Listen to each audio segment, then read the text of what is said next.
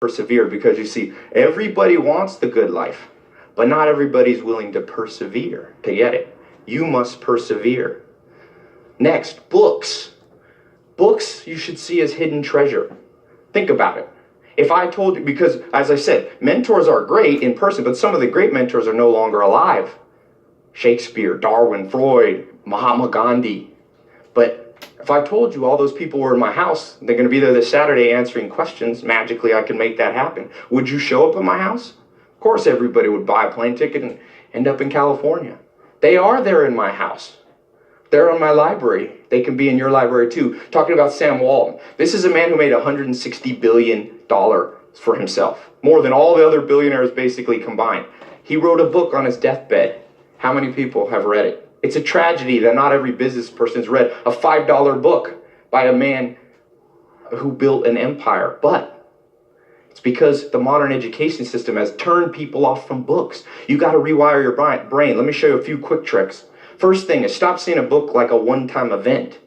See a book like a friend. You read it over and over. You come back, and just like friends, you pick a handful of them. I recommend you find 150 books. There's 130 million. Can't read that many, but 150 you can read over and over for the rest of your life. There's no rule either at how fast you have to read them, at what pace. I set my own pace. People say, how do you read a book a day? Sometimes I take a week. But sometimes books only have one or two things that are worth reading. In fact, most books only have that. So I have flipped through the pages one time. I like to go through 3 times. First time I read the table of contents to back. The second time, go a little faster. The third time, I just focus on one chapter. See yourself like a gold miner, just looking for that one nugget. Then put it back on the shelf. The average American buys 17 books a year, maybe reads 1 a month. You should read at least 1 book a week. Because remember, everybody wants the good life, but not everybody's willing to read to get it. You must read more. And lastly, Stoic versus Epicurean. One of the first books that I read, this 11 set volume that I got from my grandfather, there was a quote that I wrote down. A nation is born Stoic and dies Epicurean. Stoics were people willing to sacrifice present pleasure for something better later. You could say they were investors. Epicureans lived for now. They were consumers. They said you only live once. There's a saying, if you're in a room and you don't know who the sucker is, you're the sucker. You never want to be the sucker. Guess what the media wants to do? I could tell you, I'm from Hollywood. They bombard you. We see on average 2,000 ads a day. They're trying to sell you something.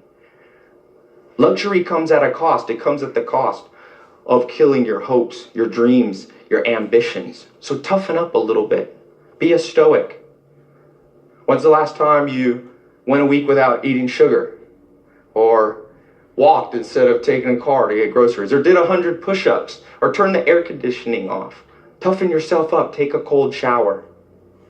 You see, everybody wants, but not everybody's willing to toughen up to get the good life. You must toughen up.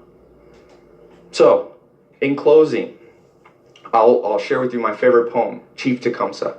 He says, love your life, perfect your life, beautify all things in your life. Seek to make your life long and its purpose in the service of your people. Mentors will help you do that. They are the shortcut that you want. You don't want to do it the hard way. Find a mentor. No matter if you're just starting out or if you're already experienced, there's always someone to learn from.